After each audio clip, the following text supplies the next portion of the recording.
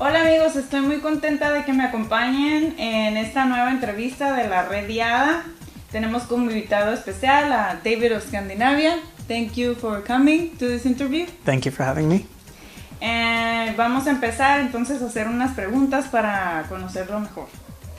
We're going to start with some questions and some chats so we get to know you better. Okay. And we can talk about dance and many other things. Sounds good. Okay, so we're going to start. Why is your name David of Scandinavia? Well, David is my real name. Mm-hmm. That's the name that my father gave me. When I was in college, he read a book that he was very impressed by the main character, and the main character's name was David. Mm-hmm. So he decided that the oldest son was going to be named David. So I feel that this is a special name. And I'm born and raised in Norway, mm-hmm. and I started dancing in Norway, continued dancing in Sweden, so naturally it became David of Scandinavia. Oh, yes. It's good to know because there's a lot of people who doesn't know. Yes. So that's I'm why. From Norway, actually. So talking about that you're from Norway. Yes. And talking about your childhood. When was this picture taken? Oh, okay. So this picture was taken right before I was going to go to boarding school in India. I was 3.5 years old, mm-hmm. and my parents were planning to move back. Mm-hmm. So they wanted to take pictures before they sent me to school. Mm-hmm. So I was 3.5 on this picture. My father went to a very exclusive college. Mm-hmm. It was a sports college with a joint sports and business degree. In India, they hang up all the results of the exams on the wall. Depending on your grade, you're high, and if you have lower grades, you're under a line. Uh-huh. So they hang it up in the hallway, and everyone can see it. So the two people that had the highest grades that year that graduated, they got the opportunity to go out into the world, sponsored by the Lions Club, the Chamber of Commerce, mm-hmm. The university, and Hero Bicycles. They got each their bicycle to bike out into the world and show students from this university can make it anywhere. So this is how we ended up in Norway. Mm-hmm. My parents are arranged married. One of those stories that everyone hears about that nobody can believe, and mm-hmm. they have been married now almost for many years. Congratulations to them. Very much in love. It's an amazing story. I started dancing when I was 4 years old. Mm-hmm. And I started with Indian folk dances. My father was my teacher. He trained me in Punjabi folk dances, and this is what I did for 14 years. So this picture is, I'm 20 years old.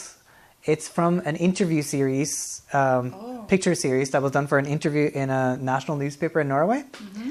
And this is from the home dance studio of my main teacher, Lee Figenschou in Norway. And the reporters actually came into the studio and they took pictures of a class that I was taking with her.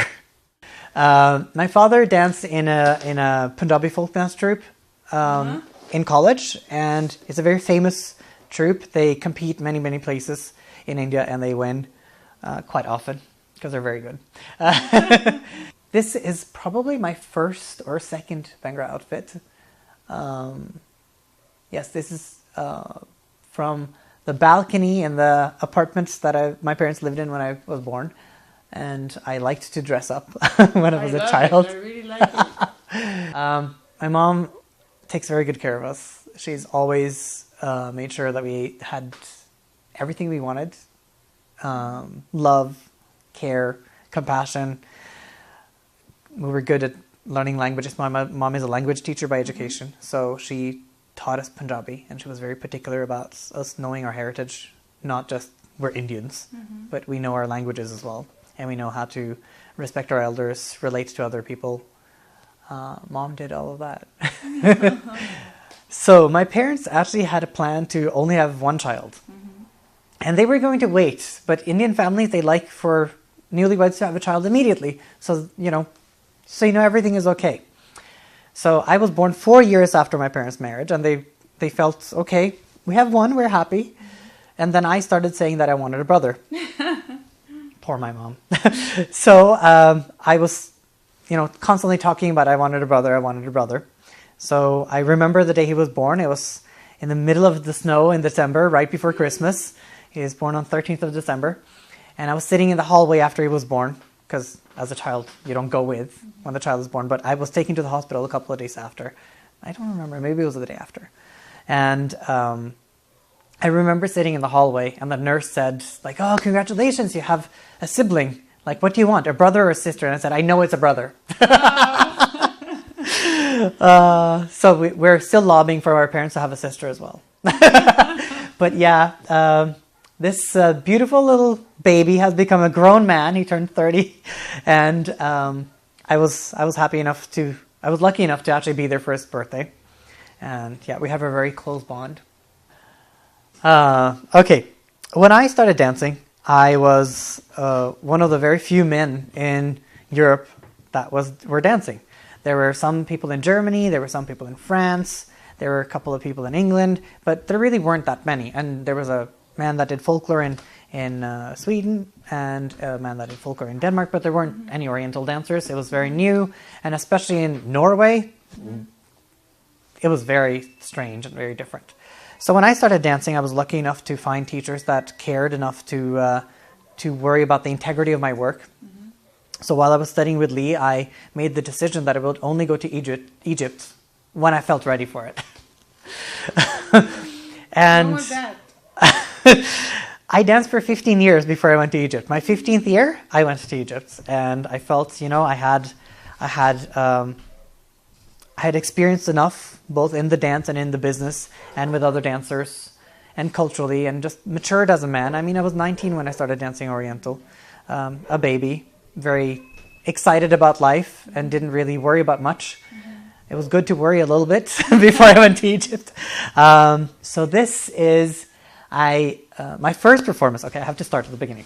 My first performance, I'd been dancing for 2.5 months, and my teacher said, "Go and have fun. It will be great." She signed me up for a show, and being an Indian and a student, I did it as my teacher said, so I went and danced.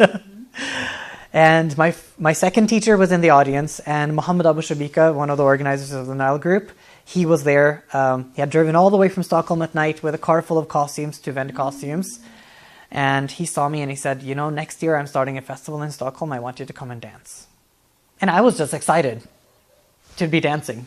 I didn't think anything more of it. So I went to Stockholm the year after, and I danced at the gala show, and there were all these exotic, beautiful people from Egypt, very famous teachers I found out later that were also present, but I didn't know who they were at the time. So I established a very close bond with Muhammad Abu Shabika and the teachers that came to this festival. Everybody was there. Every Egyptian teacher that you can think of has been to this festival.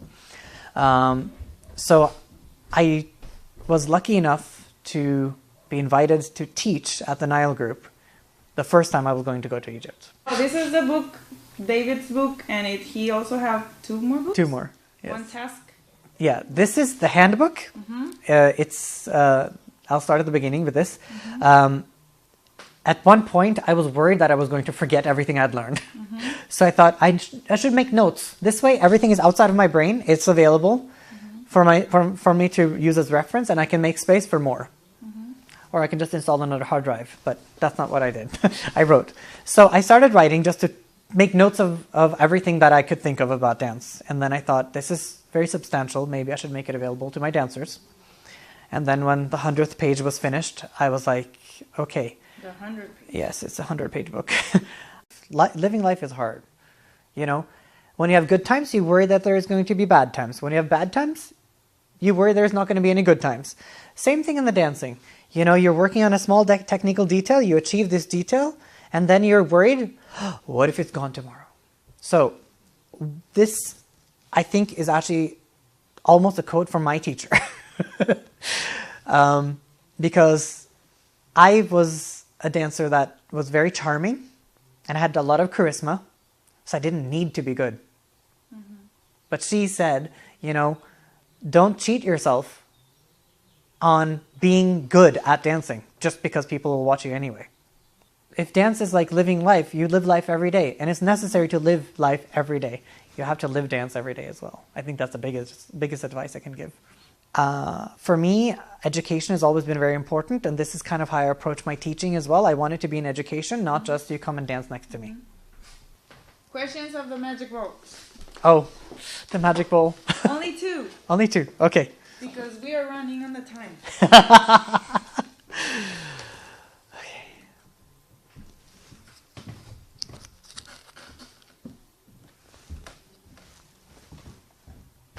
Oh, what will be your advice for a beginner dancer? Practice, practice, practice, practice, practice, practice, practice, practice, practice. This is my biggest advice. And if you feel that you're not understanding, the frustration will just make you grow. Stay strong. The most important thing is to make dance a part of your life and not just think of it as a hobby or something that you do on the side. Dance teaches us a lot of skills that we use in our everyday life. How you position your body, how people read you, how you speak.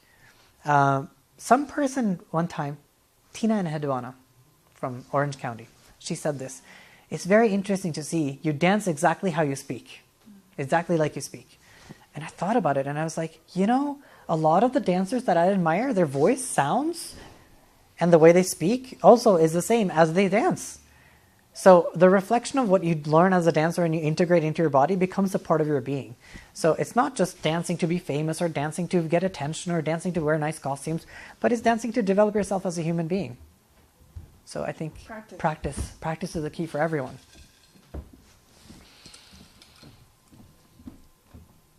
And the number is? Bingo. Who or what inspires you? Oh, I gain inspiration on so many different levels. I gain inspiration from my parents for their persistency. It's not easy to leave your home and establish a life in a new country, and it's not easy to succeed at that life. And looking at them, they're my major role models. Anytime that something is difficult, I jump into it. I dive into it because my father did not ask any questions when he got on that bike. And my mother, when she trusted this man that she barely knew to fly out to Norway and be with him for the rest of her life and have his children and raise them and be in his family. I mean, they're major promises. Yes. I look at my teachers. Their lives are very inspiring to me. My dancers. Because it's so beautiful to see how, you plant this little seed and it grows into this amazing, beautiful tree and it becomes a forest.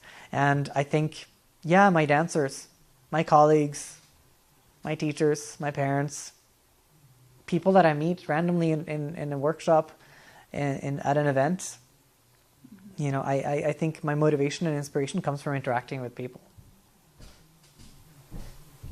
Last part. You have to say something that you can connect with with each word. Memories. Time, memories. Memories.